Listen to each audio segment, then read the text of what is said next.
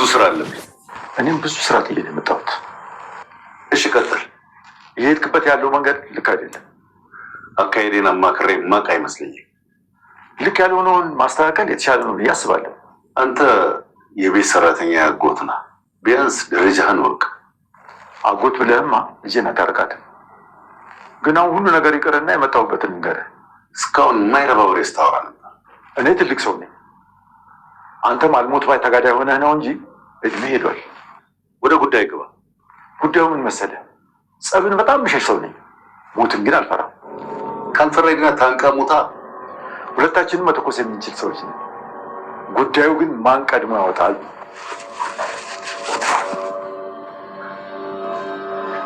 ኮሽታ ስላለብህ ሽጉጥ እንደማረብ ይዘንዝረው።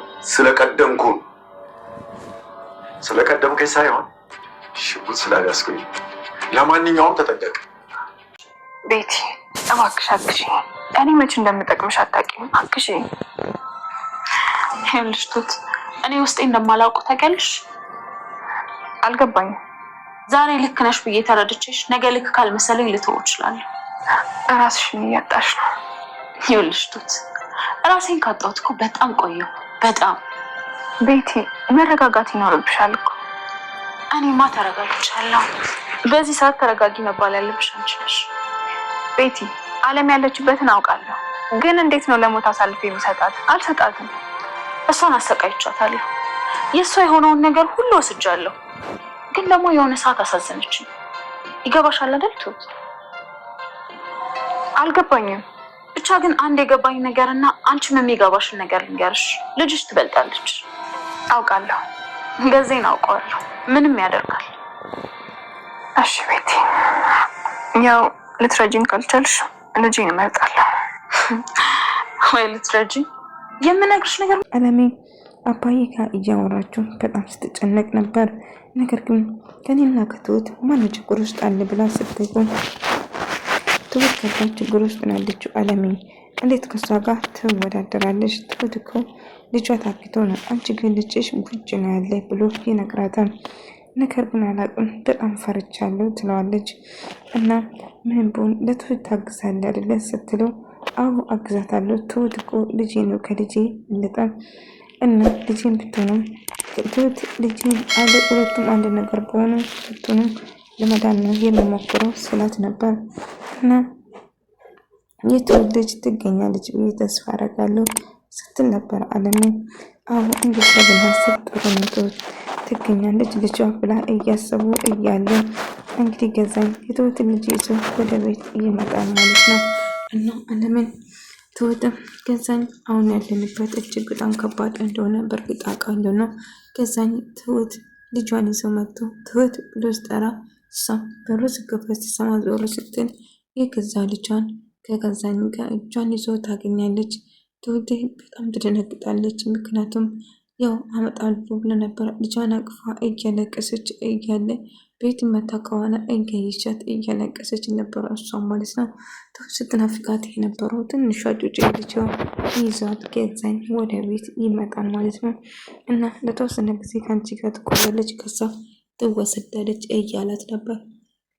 ትሁት እንደዚህ እያለቀሰች አቅፋ ልጇን እያለቀሰች እያለ ቤት ድንገት ስትመጣ እሷም በጣም ከፍቷት ይመራራ ልባላት እስከምን ድረስ በጣም እያለቀሰች ነበር። ትሁቴ ልጄ ስትላት እናቴ ብላ ሮጣ ታቅፋታለች። ትሁት በቆመችበት በጣም ደንግጣ ነበር። ነገር ግን ቤቲ ይህን ስሜታቸው ስታየው እናቷን ትዝ ብሏት ለእናቷ ስልክ እየሞከረች ነበር። ነገር ግን እየሰራለት አልነበረም። እና እንደ አጋጣሚ ገዛ ይመጣና ቆይ ምን እየተፈጠረ ነው? እያለቀሽ ነው እንዴ ብሎ ስጠይቃት አይ ለምን አለቅሳለሁ እየተጠጣሽ ነው? እየተጠጣሁ አይደለም ብላ ለመናገር ስትል እናቴ በጣም ናፍቀሽኝ ነበር እኮ እያለቻት ነበር። የኔ ውድ ልጅ እኔም በጣም ናፍቀሽኛል፣ ካሁን በኋላ መቼም አንለያይም እያለቻት ከዛ እማዬ ብላ ታቅፋታለች ማለት ነው። እና ትሁት በጣም ደስ አላት። ምክንያቱም ስትጠብቃት የነበረው ልጇ ከ4 ዓመት በፊት ያገኘቻት ልጇ ነው። በስንት ቀን እንዳሳደገች እና በስንት ቀን ወልዳ እንዴት እንደወለደችው ስንት ነገር ያሳለፈችው ነገር ሁላችን እናውቃለን። ተደፍራ እንደወለደችም ጨምር ማለት ነው። አሁን ልጇ ስላገኘች እጅግ በጣም ደስ ብሏት እያለቀሰ ነበረ። ሳንዴ ለቦታ አስቀምጡና ገዛኝ እኔ የምፈልገው ነገር ታደርጋለች። ልጅሽን ከአንቺ ጋር ነሽ አሁን ለተወሰነ ጊዜ። ስለዚህ አሁን ናቲን ጋር ትደውይና እዚህ ድርሽ እንዳይል ወይም ደግሞ እዚህ እንዳይመጣ ታደርገዋለች። እንዴት ብዬ ነው ይህንን ማድረግ የምችለው ስትለው ትደውይና እንዳትመጣ ብሎ ይነግሯታል ማለት ነው። ስለዚህ ትሁትም ያለኝ አማራጭ የለኝም አንተ የምትፈልገውን ነገር አደርገዋለሁ ትልና ናታን ጋር ትደውልና እዚህ እንዳትመጣ ትነግረዋለች ወደ ቤት ማለት ነው። ትሁት ለምንድን ነው የማልመጣ? ምን ተፈጥሮ ነው ያስፈራራኝ ሰው አለ እንዴ ብሎ ስጠይቃት አይ ምንም ነገር የለም ስትል ነበር። ከዛ ቤቲ ምን እየተፈጠረ ነው? ምንድን ነው? እሺ እየጠጣች ነው እንዴ ስላት አዎ እየጠጣ ነው ታሽ ነው እንዴ ብሎ ይጠይቃታል። እሷም ደግሞ አዎ እየጠጣው ነው። ታዲያ ምንድን ነው እያለቀሽ ነው? ምን ተፈጥሮ ነው? አይ ምንም እየለቀስኩ አልነበረም። ለምን ሳለቅሳለሁ? መቼም ሰው ነኝ አላዝንም እንዴ? አንቺ የኔ ሚስት ነሽ ነው እንዴ የምታዝኝ? ለምን ታዝኛለሽ? ብሎ ይጨውበታል። እና እሱ ምንም ማዘን እንደሌለባት እየነገራት ነበር። ትሁት ግን ልጇ ጋር ደስተኛ ሆና ከልጇ ጋር እየተጨዋወተች ነበር። እና ከልጇ ጋር አንድ ላይ የተኛች እያጫወተቻት በጣም ደስ ብላት ነበር። ምክንያቱም ልጇ ስትጠብቃት የነበረው በስንት ነገር ልጇን ታገኛታለች እና ከልጇ ጋር እጅግ በጣም ደስተኛ ሆናለች ማለት ነው። ግን ቤቲ ተከፍታለች በዛ የተነሳ። ነገር ግን ትሁት ደስ ብላት ነበር። እናቴ ካሁን በኋላ አባዬ ጋር መቼ ነው የምንሄደው? ካሁን በኋላ እኔ ተሽኝ እንዳትጂ እያለቻት ስትነግራት ነበር። የኔ ጣፋጭ ውይ ስታምሪ ነው እናት ውይ ስሟ መጨረስ ነበር የምር ደስ ስትል ልጅ ተማለታ በጣም ነው ድርቀት የምር። እና እንደዛ እያለች ነበረ። ገዛኝና ቤቴ እየተጨቃጨቁ ነበረ። ታዲያ ምንድን ነው የምትፈልገው ስትለው አሁን ትሁትና ልጇ መጠበቅ አለብህ እኔ ጠበቃችሁ ነኝ እንዴ ብላ ስትጮህ ነበር። ውጭ ላይ ሰው አስቀምጣለሁ፣ ነገር ግን ውስጥ ያለ ነገር አንቺ መቆጣጠር ይኖርብሻል። ስለዚህ ማድረግ አለብሽ ትሁት።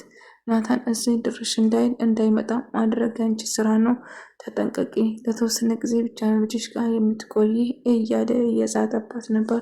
እና እሷም አማራጭ ስለሌለ ናታን ትደውልና ወደዛ እንዳይመጣ ደግማ እንድትነግረው ያስጠነቅቃታል ማለት ነው። ከዛ እሷም እሺ ትለዋለች።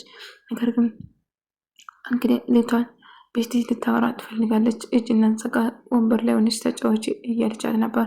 እሷም እሺ ትልና ትሁት ጥሩ ውሳኔ ወስንሻል። አሁን አለመሄድ እንዳለችው መናገር ይኖርብሻል። ስለዚህ ልጅሽን አግኝተሻለሽ እያለቻት ነበር። ቤቲ እባክሽ ረጅኝ፣ አንድ ቀን በየትኛውም አጋጣሚ እንደምረዳሽ አላውቅም፣ ነገር ግን እንድትረጂኝ እፈልጋለሁ ስትላት እኔ ምንም ልረዳሽ አልችልም ትሁት እያለቻት ነበር። ብትለምናትም ነገር ግን ምንም አይነት እርዳታ ልታደርግልኝ ዛሬ ብረዳሽ ነገ ሀሳቤን ሊቀይር እችላለሁ። ስለዚህ ራስሽን እኮ እያጣሽ ነው እያለቻት ነበር ትሁት። ራሴንና ካጣሁ እኮ ቆዩ። አሁን እንዴት አየሽ ራሴን ማጣት? ምን አለበት ብትረጂ? እንረዳሽ አልችልም ትሁት። ይልቁንስ ብልጥ ብትሆኚ ይሻልሻል፣ ልጅሽን መምረጥ ይኖርብሻል ስትላት አዎ ልጅን ከማኑ ጋር አላወዳድራትም እመርጣታለሁ ብላ ትወስናለች። አዎ እንደዛ ሳይሻልሽ አይቀርም ስትላት ነበር። እና እባክሽ ተዛግዘን አባዬና አለሜ አንድ ላይ እያወሩ ነበር፣ ምን እየተፈጠረ እንዳለም ጭምር ማለት ነው። እና አንድ ላይ ሲያወሩ ቆይ ምን ማድረግን ከዘኝ አንድ እኮ ይጎዳኛል ወይም ይገለኛል ስትለው በጭራሽ አይጎዳም አታስብ እያለች ነበር። እና ምንም ቢፈጠር ምንም ነገር ማድረግ አትችልም ስትለው እሺ ይለዋል ማለት ነው። እና